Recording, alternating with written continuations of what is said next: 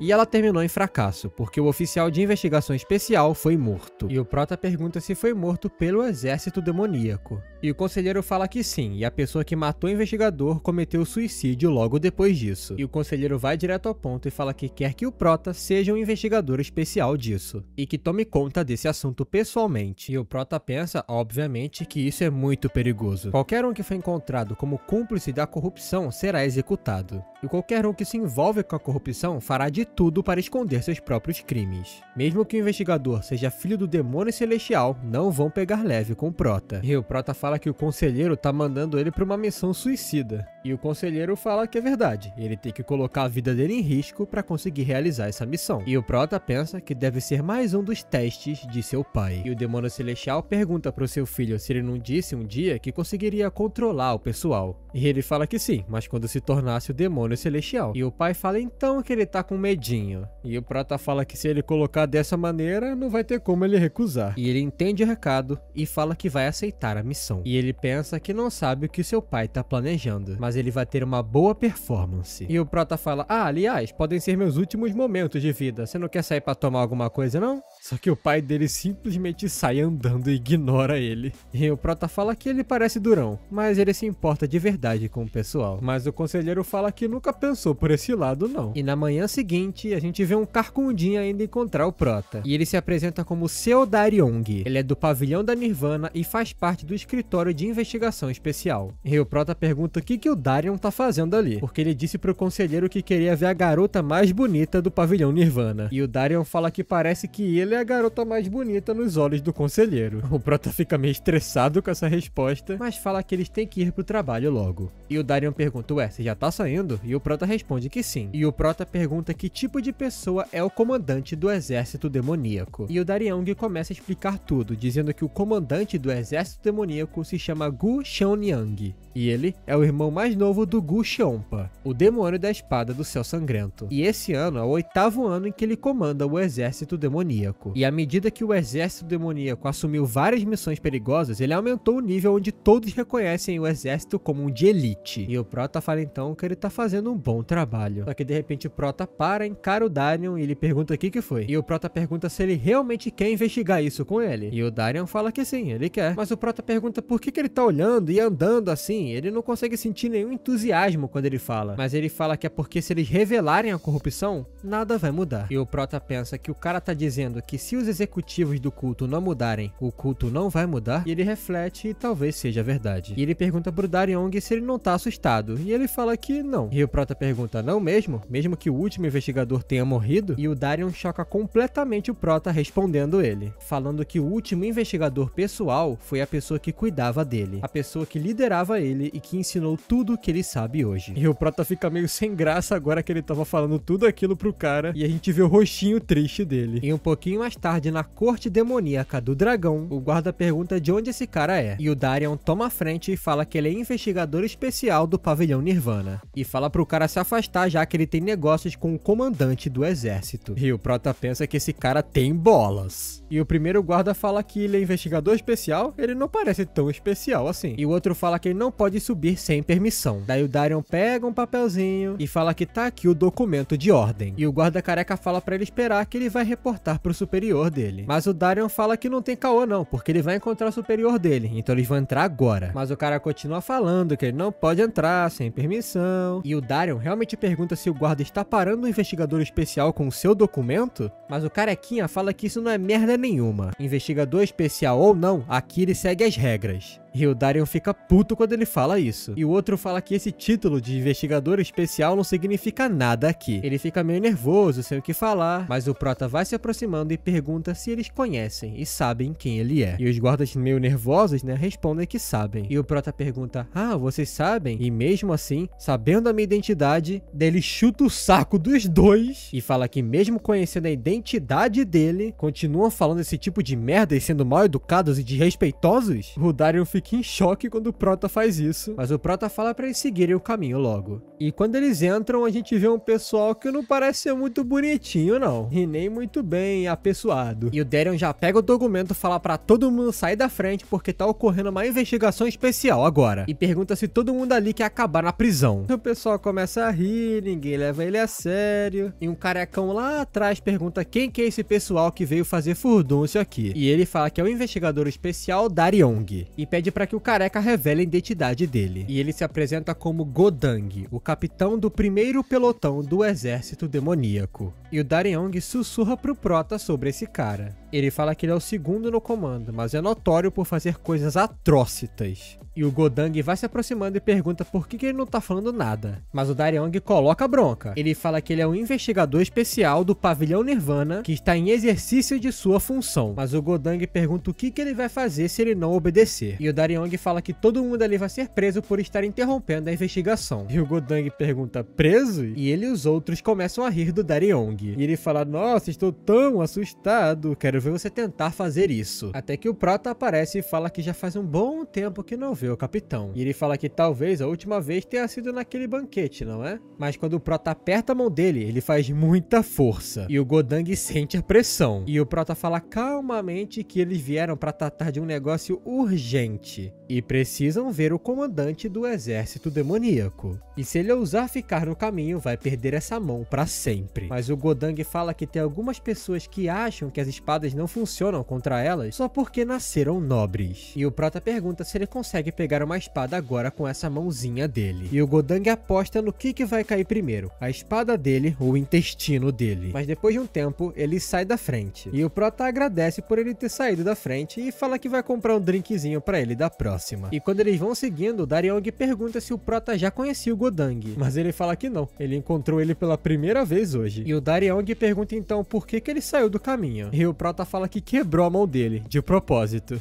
E fala que ele vai ter que comer com uma mão só durante um tempo. O Dariong fica chocado com isso, mas o prota fala que é melhor ele parar de gritar e seguirem logo. E o Dariong fala, ah, sim, claro. Mas ele fala que o escritório do comandante do exército fica no 7º andar, então vai demorar um pouquinho ainda. Mas os guardas do escritório também falam a mesma coisa, não podem encontrar ele se não tiverem horário marcado. E o prota já fica estressado com isso e fala pra saírem do caminho, porque é uma investigação especial. Daí o prota pega a folha, bota na cara do guarda, e o prota fala que tentar pará-lo com esse documento em mãos é a mesma coisa do que tentar parar o líder do culto. Os guardas ficam em choque, obviamente, e o prota fala que ele pode estar até subestimando eles dois, mas ele não pode ignorar esse documento, até porque foi o próprio líder do culto que assinou ele. Até que alguém fala pra deixar o segundo jovem mestre entrar. E essa pessoa foi o próprio comandante, que dá boas-vindas ao filho do líder do culto. E ele fala que talvez os homens dele tenham sido rudes com o protagonista. E ele fala que eles são meio ignorantes, então é entendível, não é? E o prota reflete sobre ele, o comandante do exército demoníaco, Gu Shonyang. E o prota sente um poder formidável emanando dele. E ele repara também que o Dariong tá ficando muito nervoso na presença do comandante. E o prota responde o comandante falando que os homens dele estão com muito tempo livre e que eles deveriam parar para ler um livro pelo menos. Mas o comandante fala que tem um ditado que diz que os ignorantes são corajosos. E o prota fala que esse ditado é velho. E hoje em dia, pessoas com conhecimento e coragem são valorizadas de verdade. Até porque fazem estratégias e fazem como deve ser feito. E o comandante fala que é verdade. Talvez ele esteja muito obsoleto pensando desse jeito. E o Prota pensa que ele ficou calmo mesmo depois da provocação que ele fez. E o comandante pergunta por que ele então, o Prota, foi encarregado da investigação dessa vez. E o Prota fala que talvez o pai dele esteja tentando castigá-lo, até porque ele cometeu um pequeno erro numa caçada com ele. Mas é mentira, obviamente. Só que mesmo sendo uma mentira, o comandante acha isso muito engraçado. E o Prota pensa que todo mundo com certeza tá quebrando a cabeça pra saber por que o segundo jovem mestre tá participando dessa investigação. Mas o comandante pergunta também por que o pavilhão Nirvana começou a sua investigação pra começo de conversa. Teve outra carta anônima, como na outra vez? E o Darian vai falar que eles não podem revelar isso, mas o Prota fala que sim, teve outra carta anônima. O Darian fica chocado quando ele fala isso, mas o comandante fala que já sabia. Ele fala que ser o comandante não é nada fácil, tem várias pessoas ignorantes e muito rudes por aí, e ele já recebeu todo tipo de ameaça. É realmente muito cansativo. E o Prota fala então pra finalizar a investigação então o mais cedo possível pra não causar mais problema pra ninguém. E o comandante fala, problema? Eu achei que a nossa relação fosse mais do que isso. Mas o Prota pergunta se não é um fato conhecido por todo mundo que o irmão dele, o espadachim do céu sangrento, apoia o irmão mais velho do Prota e não ele. Mas o comandante fala que ele é uma pessoa completamente diferente do seu irmão. E ele vai apoiar o segundo jovem mestre. E o Prota dá um sorriso muito falso e fala que vai contar com a cooperação do comandante nos próximos dias. E o comandante fala que vai contar com ele também. E vai preparar esse lugar aqui, vai colocar um quartinho pra ele dormir e falar pra ele tomar cuidado. Até porque ele está muito preocupado com o nosso Prota. E o Prota pergunta se ele está se referindo ao fato de que o último investigador morreu. Mas o comandante fala que não é isso não. Até porque ele tem certeza que o filho do líder do culto não vai morrer aqui. Ele só está preocupado e o Prota agradece por isso. Então eles vão sair por agora. Mas quando eles deixam a sala, o comandante não tá com uma expressão bonita não. Mas o Prota tá dando aquele sorrisinho safado. E o Prota agora pensa que o pai dele o mandou aqui com uma certeza. Ou ele mesmo morre,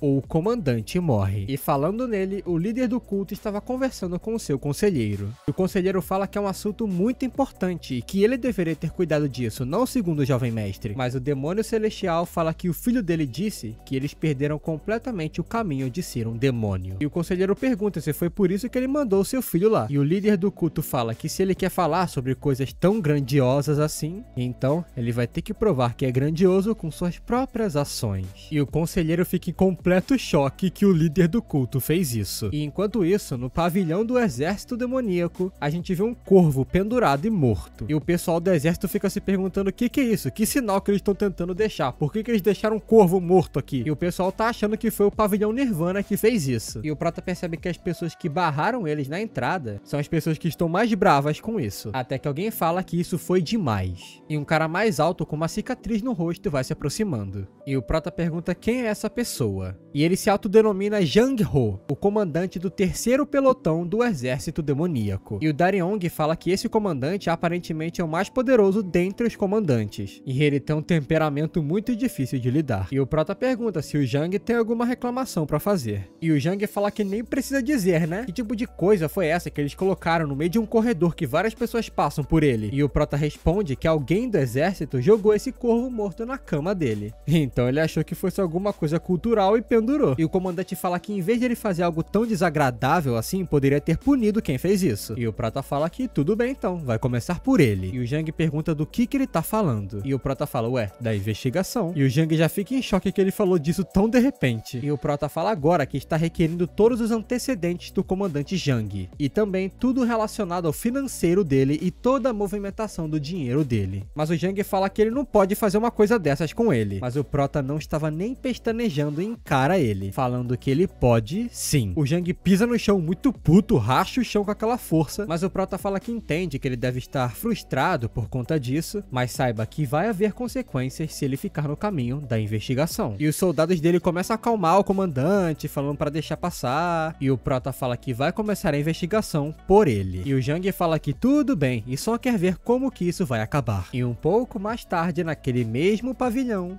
A gente vê o Prota, o Darion, sentado em frente ao Jang. Eles se encaram por um momento e o Prota pergunta por quanto tempo ele vai ficar ali testando a paciência dele. E o Jang pergunta o que isso significa. E o Prota fala que foi ele que mandou a carta, não foi? E o Darion fica se perguntando como que ele supôs isso. Será mesmo que foi o comandante que fez isso? E o comandante pergunta do que ele tá falando. Até que os dois se encaram por um momento e o Jang cede. E pergunta como que o Prota sabe disso. E o Prota fala que ele se envolveu com o incidente de ontem mais do que o necessário. E isso foi para que ele evitasse que a suspeita caísse sobre ele. E o Jang fala que foi exatamente isso. E o Prota fala que além disso, os soldados do pelotão dele são os mais controlados. E quando ele pendurou o corvo, só os soldados do terceiro pelotão não fizeram nada, não riram, nem ficaram tirando sarro desse tipo de coisa. E também os subordinados dele se preocuparam com ele, com o comandante Jang. E o Prota acha que alguém como o Jang não conseguiria ignorar uma corrupção dentro do pavilhão dele. E o Prota pensa que não foram as únicas razões pelo qual ele fez essa suposição, não. Ele se lembra também do que o Darion falou, que o Jang é o mais forte dos comandantes. E na hora que o Prota ouviu isso pela transmissão de frequência do Daryong, ele se lembrou da vida anterior dele.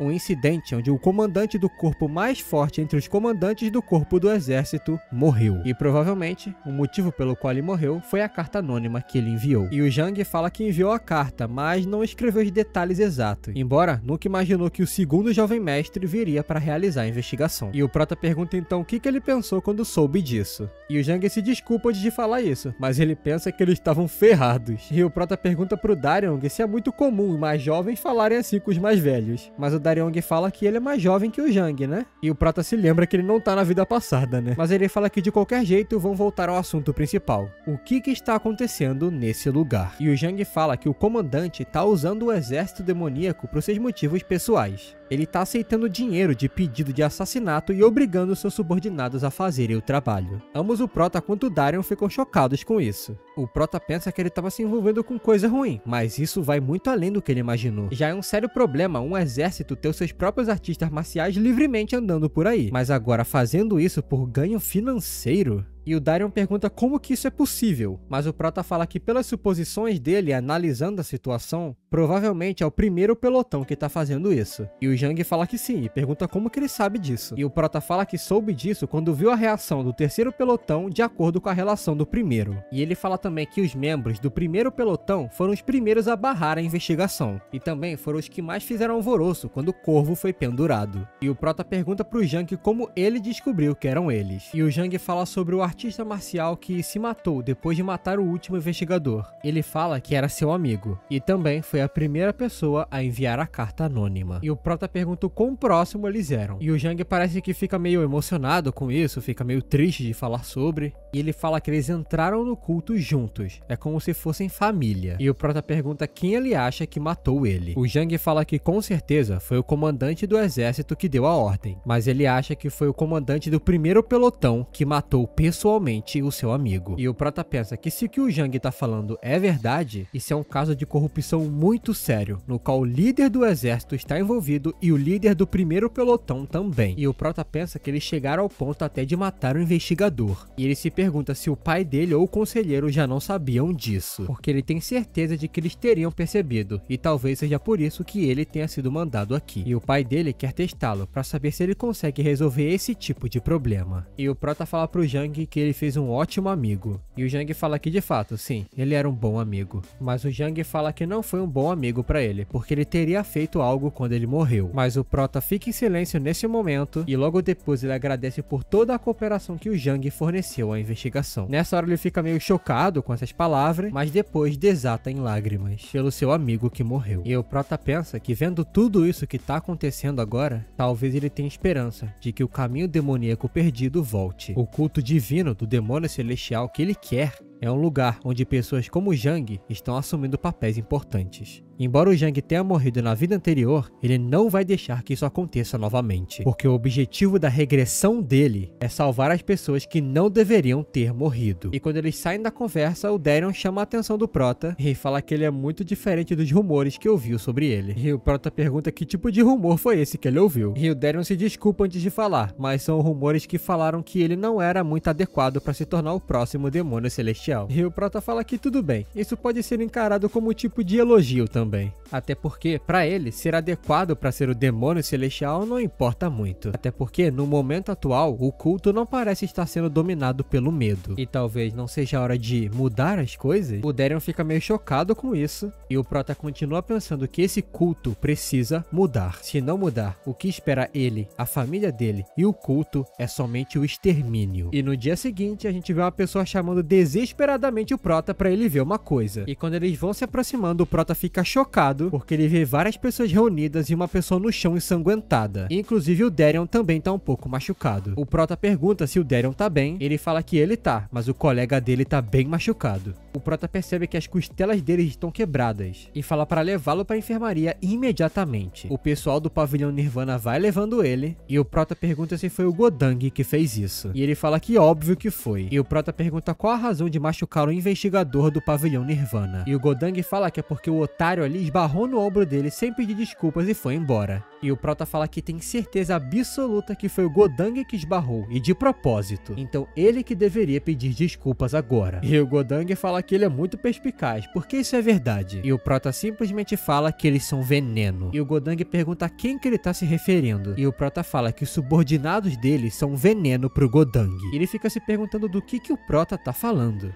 E o Prota fala que o Godang no ano passado também matou pessoas desse mesmo jeito. E 2 anos atrás também matou 3 membros depois de uma briga de bar. E o Prota pensa que todos os oponentes que o Godang enfrentou eram mais fracos do que ele. E é claro, o exército demoníaco cobriu toda a situação para que ele não fosse prejudicado. Mas o Godang fala que é porque tem muitos retardados que não reverenciam o exército demoníaco como deveriam. Mas o Prota faz uma pergunta muito importante para ele. O Prota pergunta pro Godang se ele sabe que o segundo jovem mestre possui autoridade para decidir uma execução. E todo mundo fica em silêncio nesse momento, mas o Godang não leva a sério, porque mesmo que ele faça isso, quem garante que ele vai conseguir realizar a execução? E o Prota pensa que esse é o veneno que ele falou antes. Os tolos agem assim que estão conscientes de como os outros arredores os veem. Essa deveria ser uma situação em que ele ficaria nervoso, mas ao invés disso, tá agindo de uma forma dura na frente dos seus próprios subordinados. A cabeça dele tá quase na própria não tem ideia do papel de palhaço que ele tá fazendo. E o Prota vai se aproximando rapidamente deles. Obviamente todo mundo se prepara pra porradaria. E o comandante fala que pra tá se metendo aqui, o nosso Prota tem que ter muita coragem. Mas ele fala que pelo menos não se esconde atrás dos próprios subordinados. E ele fala que tá machucado por conta de um certo alguém.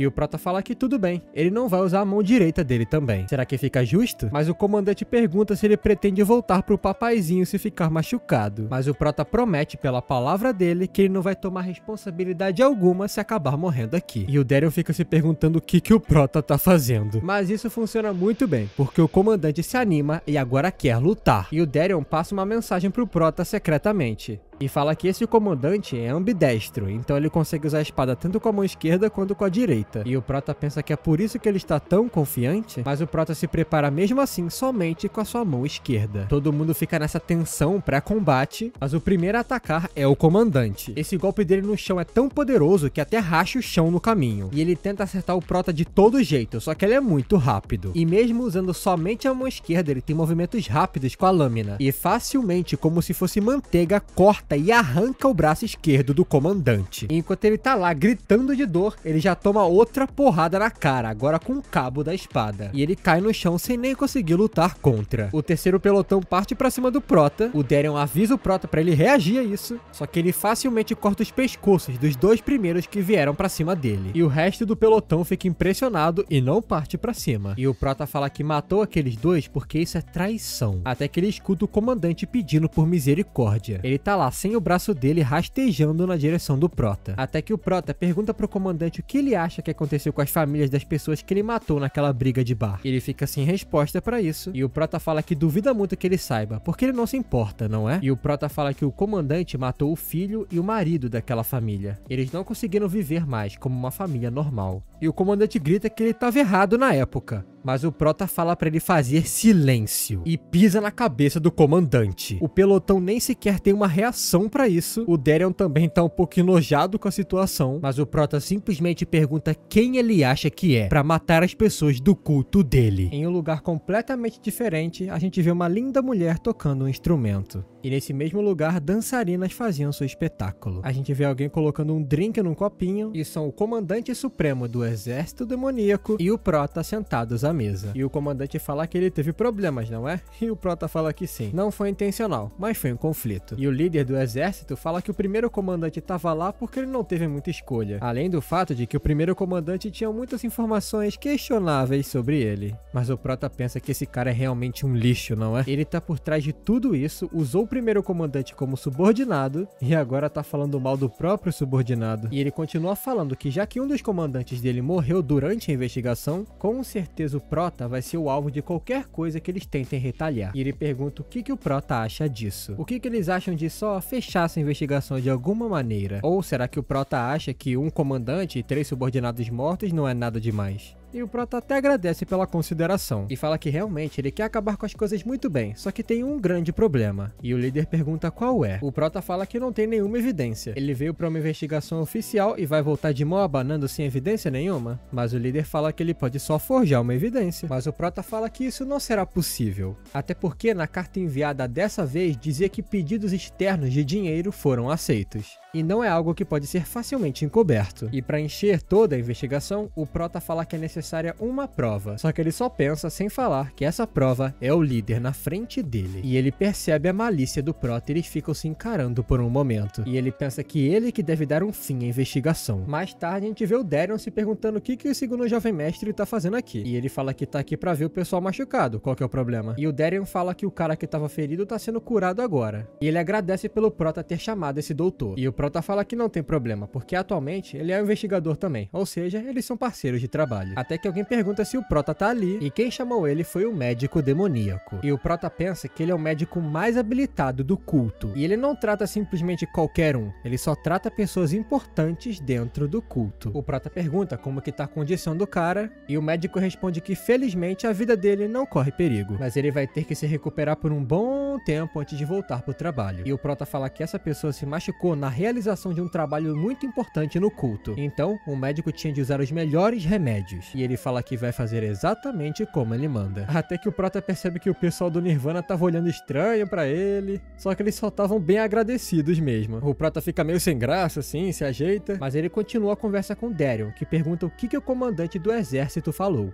E o Prota fala que ele quer jogar toda a culpa no comandante do primeiro pelotão. E o Darion fica chocado com isso, porque o subordinado mais importante dele morreu e ele nem se importa. Mas o Prota fala que ele não era um subordinado importante pro líder do exército. Era somente um pobre coitado que estava lá no lugar certo e na hora certa. E o Darion pergunta o que o Prota vai fazer agora então. E ele falou que vai fazer uma armadilha pro líder do exército. O Darion fica meio confuso pra saber como que vai ser isso, mas o Prota diz que vai avisar se ele morder a isca. E o Darion pergunta, tá, então o que eu faço agora? E o Prota simplesmente fala, ué, vem beber comigo. E o Darion dá um sorrisinho e fala que vai ser na conta dele hoje. E a gente vê que o Prota conseguiu criar um vínculo com ele. No dia seguinte, tem uma pilha de livros e de pergaminhos espalhados por toda parte. E o Darion fala que os registros de pedido de assassinato e notas de banco que valem milhares de niangues foram descobertos na casa do comandante do primeiro pelotão. Mas o Prota pensa que era exatamente isso que ele queria. O líder do exército caiu na armadilha. E ele fala pro Darion já que quer que ele descubra quem é a pessoa mais inteligente do primeiro pelotão. Porque ele tem certeza que tem alguém com essa fama e com certeza foi esse cara que fez isso. E ele mesmo vai se encontrar novamente com o comandante do exército. Afinal, ele vai ganhar tempo pro Darion encontrar esse cara. Um pouco mais tarde, ele já estava se encontrando com o comandante do exército e ele informa que conseguiu as evidências na casa do comandante do primeiro pelotão. E o comandante fala que isso é ótimo, que eles podem comemorar bebendo um pouco, mas o Prota fala que tem um problema. E o comandante pergunta o que é dessa vez. E o Prota fala que a evidência veio daqui, do exército demoníaco. E eles devem encontrar de onde vieram as evidências. E o comandante pergunta se a origem realmente importa tanto assim? E o Prota fala que sim, porque o chefe conselheiro não é idiota. Se não tiver a origem da evidência, mesmo que ele suponha que seja do exército demoníaco, o conselheiro vai suspeitar da investigação. E o comandante fica pensando sobre o conselheiro e pergunta então o que o Prota sugere. E o Prota fala que acha que eles têm que agir como se estivessem investigando por um tempo. Mobilizar um pessoal, fazer uma investigação de grande escala. Por apenas um dia talvez seja suficiente. O comandante comandante faz uma cara feia e o Prota fala que não tava querendo fazer aquilo também não, ele quer terminar o mais rápido possível. Mas eles não podem levantar suspeita também, né? E o comandante fala que tá ok, ele vai pedir pros subordinados deles cooperarem com o Prota. Daí o Prota dá um sorrisinho porque o plano tá dando certo. E ele pensa que não precisa dos documentos oficiais mesmo, o que ele tá procurando são os primeiros documentos usados para contratar o exército demoníaco e as provas de que eles foram levados para missões exteriores daqui. E isso é necessário para que ele possa olhar a caligrafia de quem escreveu isso. E na próxima cena, o Prota já tem quem interrogar. E o nome dele é Yang-gu e ele é do primeiro pelotão. E pergunta por que tá ali. Mas o nosso Prota só dá uma encaradona pra ele. Mas o Prota fala que ele tá ali porque ele falsificou os registros de pedido de assassinato que foram enviados para o exército demoníaco. Ele finge que não sabe do que o Prota tá falando. Mas o Prota fala,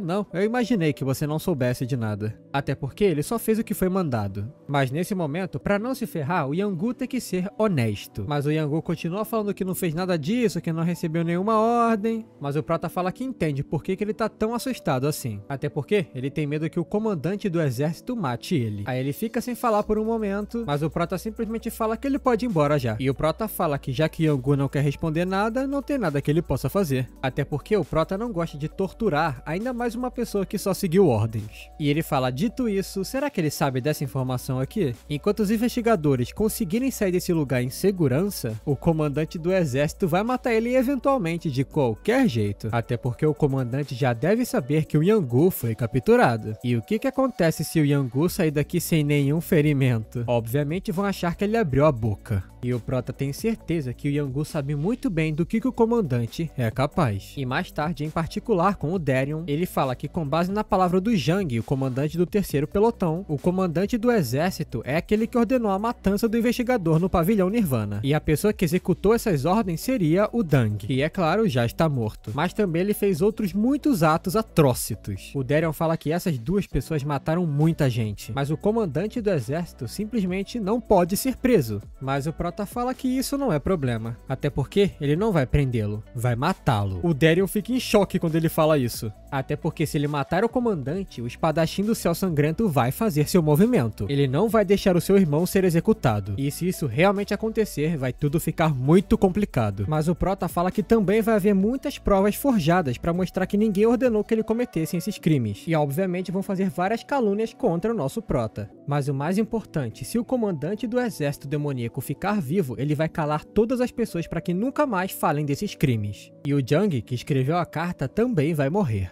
Então, todos do terceiro pelotão vão tentar vingar o seu comandante e vão morrer também. E o Prota fala que até o Darion vai estar em risco se o comandante sair vivo dessa. Mas, se o comandante do exército demoníaco morrer nesse processo todo, vai ser tudo muito diferente. E a única coisa a se fazer no final disso tudo é provar os crimes. E o Darion pergunta se o Prota vai ficar bem, porque com certeza o espadachim do céu sangrento vai querer vingança. Mas o Prota fala que nem todo mundo busca vingança quando seus familiares morrem. Especialmente o espadachim do céu sangrento. Ele não vai arriscar perder a vida por uma vingança. Daí o Prota de repente se levanta e o Darion pergunta pra onde que ele tá indo. E ele fala que já disse, ele está indo matar o comandante do exército. E o Darion fica tipo, meu Deus, agora? Mais tarde ele já se encontrou com o comandante. E ele fala que ele migué, que conseguiram completar a investigação graças ao comandante. E ele fala que fica muito feliz disso. Ele fala que se sente muito mais aliviado, mas um pouco triste por não passar mais tempo com o nosso Prota. E o Prota fala que se tornar o sucessor no futuro, com certeza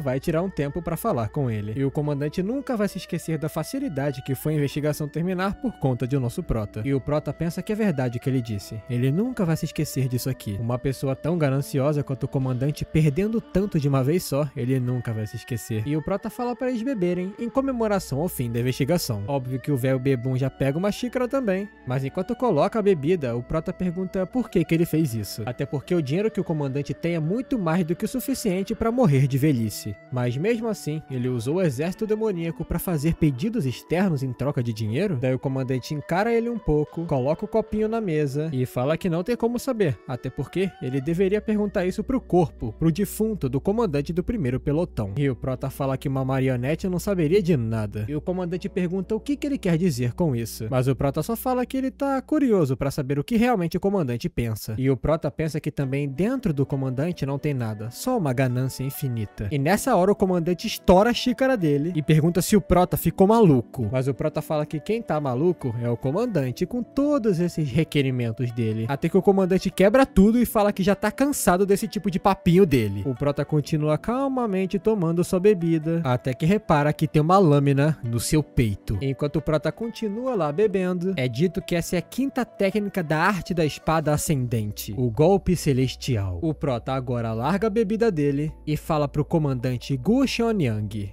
Ele está sendo preso agora por usar o exército demoníaco para uso pessoal, por 20 assassinatos e por impedir as investigações dos assassinatos. E o comandante, que nem consegue reagir com uma lâmina no peito, fala que para uma prisão tá um pouco agressiva demais, não? Mas o Prota fala que ele seria executado de qualquer maneira. Até que ele tira a lâmina junto com muito sangue do comandante. E ele não parecia ter nenhuma expressão no rosto. O comandante cospe muito sangue e finalmente cai morto. E todo mundo, quando vê isso, fica completamente chocado, porque o comandante do exército demoníaco está morto. E o Prota fala pra todo mundo que ele morreu em decorrência de resistir à prisão dele. E ele manda o Daeryong prender todo mundo do primeiro pelotão e fala que esse caso agora vai ser investigado oficialmente. O Daeryong já vai fazer a parte dele e ele fala pro comandante do terceiro pelotão, Jang Ho, que todos agora estão sob responsabilidade dele, exceto membros do primeiro pelotão, e que todos devem ajudar os investigadores do pavilhão Nirvana. E o Prota fala de que recebeu autoridade total para assumir completamente o controle desse assunto. Portanto, as ordens dele são as ordens do culto. E o Jang fala que entendeu o que vai fazer isso. E tanto o Daeron quanto o Jang estavam pensando a mesma coisa. E o Prota dá um sorrisinho para eles, porque conseguiu resolver a situação. Um pouco mais tarde, ele volta pro culto demoníaco, para falar, é claro, com seu pai. Mas quem tava lá aguardando também era o espadachim do céu sangrento. E o Prota já estava preparado pro que viria. E quando o espadachim do céu sangrento vê ele, os olhos dele se enchem de raiva. O Prota reverencia todo mundo e fala que é bom ver o espadachim do céu sangrento novamente. E ele pergunta de volta se o segundo mestre tá indo bem. Mas também, ele gostaria de perguntar uma coisa pro Prota. Mas o Prota fala que não tem necessidade, é simplesmente ele pode ir lá e ler o relatório. Mas ele diz que gostaria de ouvir pessoalmente da boca do Prota. O Prota dá uma olhadinha pro pai dele e ele pensa que o pai dele tá em silêncio porque quer ver como que o Prota reage a tudo isso. E o Prota fala que com base na investigação, descobriram que o irmão dele cometeu muitos crimes graves. Além do fato de que ele tentou matar o segundo jovem mestre durante a prisão. Ele até pede desculpas pela morte dele, mas o espadachim do céu sangrento fala que ele fez certo. Se o irmão dele cometeu um crime, deve ser punido. E pensa que ele foi patético de ter agido dessa maneira. Mas tem um porém. Ele fala que o irmão dele não é idiota a ponto de atacar a pessoa que está prendendo ele, enquanto seus crimes são expostos. E o Prota pensa que provavelmente, depois que ele foi pego, ele pediu ajuda pro seu irmão, o espadachim do céu sangrento. Então ele deve saber que o Prota o matou só para evitar mais problemas. E o Prota fala que também não sabe por que ele fez isso. Talvez simplesmente não tenha aceitado o fato de ter sido pego por uma pessoa mais jovem do que ele, mas o espadachim fala que viu o corpo do seu irmão antes de vir pra cá. E parece que ele foi acertado no peito com somente um golpe. E fala que as habilidades marciais do Prota são muito melhores do que ele pensou. Mas o Prota fala que é graças ao seu pai. E também o fato do comandante estar muito nervoso e agitado com seus crimes sendo expostos, fizeram com que ele não conseguisse reagir muito bem ao ataque. E o espadachim dá um sorrisinho e agradece pelo Prota ter dito a verdade.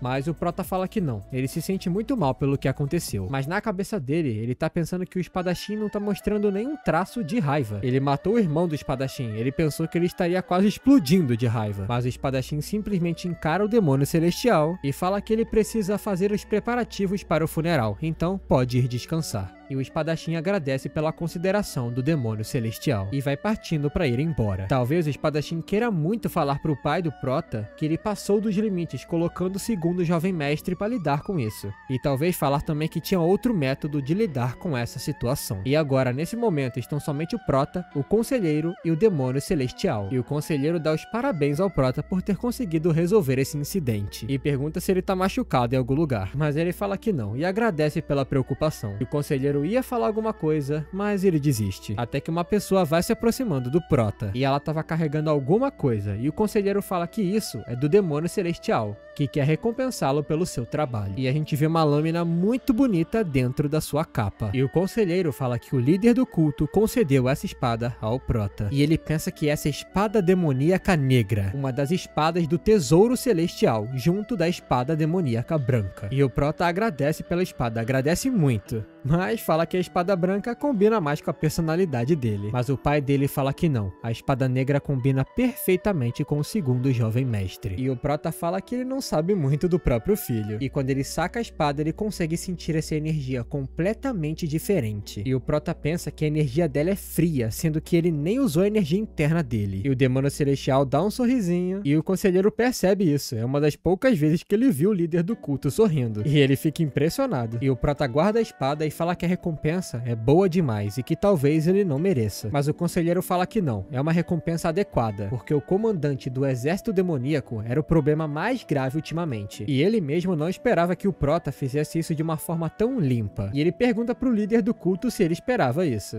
E ele fala que claro que não. Ele fala que ele foi até sortudo de sair vivo dessa missão. Mas o Prota pensa que não é bem isso. O pai dele só mandou ele pra lá porque confiava nele. O pai do Prota sabe que ele dominou a arte da espada plana, além de saber que ele conseguiu a pílula demoníaca naquele teste. E com certeza, o demônio celestial não esperava que o Prota conseguisse matar o líder do exército. E ele pensa que sabe por que essa espada foi dada pra ele. Isso é uma declaração ao espadachim do céu sangrento. Literalmente significa que ele está dizendo que, embora reconheça o que ele fez pelo culto, não é pra manchar o filho dele por esse incidente. E o Prota agradece imensamente ao pai dele por ter lhe dado essa espada. E também pelo que ela significa. O demônio celestial só encara ele um pouquinho e fala que ele pode sair agora. Ele vai pro jardim, caminhando nesse céu claro, até que alguém fala pro segundo jovem mestre que o dia tá tão clarinho e tão tranquilo, ele deveria se sentar um pouco. E quem falou isso é o espadachim do céu sangrento que tá sentado no jardim. E o Prota sabia que ele continuaria aqui por perto. Até que o espadachim vê a espada que o Prota tá carregando agora, mas o Prota simplesmente se senta calmamente e fala que esse verão aqui tá bem quente. Mas quando o Prota se senta, o espadachim do céu sangrento começa a gritar muito de raiva. E fala como ele ousa emboscar o irmão dele e matá-lo. E fala que vai arrancar cada membro dele. E fala que vai colocar todos eles alinhadinhos no túmulo do irmão dele. E o Prota sente essa aura flamejante dele, mas com um sorriso, de repente, o espadachim se acalma. E ele fala que era isso que deveria dizer, não é? Mas o Prota dessa vez empurra o cabo da espada dele. E o Prota começa a ficar puto também e fala que aquele irmão velho dele não agiu com responsabilidade nem com maturidade. Como que uma pessoa que tem tanta responsabilidade com o culto faz esse tipo de merda? Só pelos seus próprios desejos pessoais. E fala também que se ele fizer algo pelo seu irmão corrupto, o Prota mesmo vai picotar esse corpo velho dele também. E o Prota fica calmo e fala que se dissesse isso, estaria respondido. E o espadachim do céu sangrento fica em choque por um momento, mas depois começa a rir muito alto. Tão alto que ele sente dor no ouvido e todo mundo de longe consegue ouvir isso. E o espadachim fala também que ele deve ter pegado leve com o irmão dele, não foi? E o Prota fala que sim, ele fez aquilo da forma mais rápida possível. E ele fala que o comandante do exército realmente passou muito da linha. Ou, na verdade, ele poderia até dizer que a linha nunca existiu pra ele. E o espadachim fala que entende isso muito bem. E o Prota fala que o espadachim do céu sangrento sabia dessa corrupção que o irmão dele tava fazendo. Por que ele deixou sair impune? Mas ele fala que é porque o irmão não escutava ele. E ele fala que também não é muito livre de culpa, não é? Mas quando ouviu que o irmão dele morreu, honestamente, ele se sentiu aliviado, porque agora ele sabe no fundo de seu peito que ele não vai estar mais no seu caminho. E o Prota pensa que nem acredita que ele tinha esse tipo de relacionamento com o irmão. E os dois ficam lá no silêncio, no jardim, e o Prota fala que sabe como é que ele se sente, porque provavelmente sentiria a mesma coisa se o irmão mais velho dele morresse. E se sente aliviado por não ter que matá-lo ele mesmo. O espadachim fica um pouco em choque com isso que ele falou, mas o Prota tava falando isso calmamente. É isso dessa obra por hoje, pessoal. Espero que vocês tenham gostado. Eu fiz essa obra completinha pro 6, então tem que esperar sair mais capítulo. Não se esqueça do like, de se inscrever no canal, ativa o sininho. Se você quer assistir os vídeos sem anúncios, vira membro. É isso, até a próxima. Falou!